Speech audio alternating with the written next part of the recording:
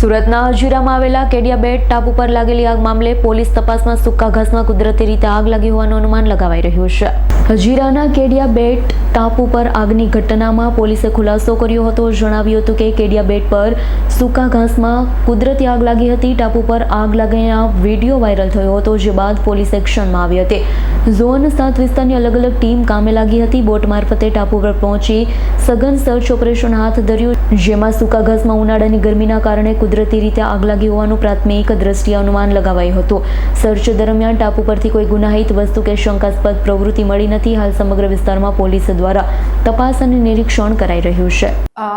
Marine police સ્ટેશનની પાસે એક કીડિયા ટાપુ કરીને જગ્યા છે, જેની ઉપર શનિવારે આગ લાગવાની એક ઘટના બનેલ હતી અને એના વિડીયો વાયરલ થયા હતા.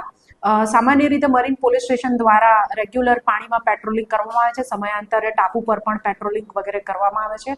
આ ઘટનાના સંદર્ભે આજરોજ પોલીસ ત્રણેય પોલીસ સ્ટેશનની ટીમ બનાવીને સદર જે ટાપુ છે એના પર પેટ્રોલિંગ વગેરે કરવામાં આવેલ હતું. જે આગવાળી જગ્યા છે ત્યાં જોતા પ્રાથમિક દ્રષ્ટિએ કોઈ ગુનાહિત વસ્તુ મળી આવેલ નથી. ટાપુ ઉપર જે વચ્ચેનો ભાગ છે ત્યાં ઘણું વરસાદના સમયે ઘાસ ઊંચું ઉગી નીકળે છે અને અત્યારે ગરમીની સિઝન શરૂ થયેલ હોય જે ઘાસ છે એ એકદમ સુકાયેલ ગયેલ લગભગ મળી આવેલ છે.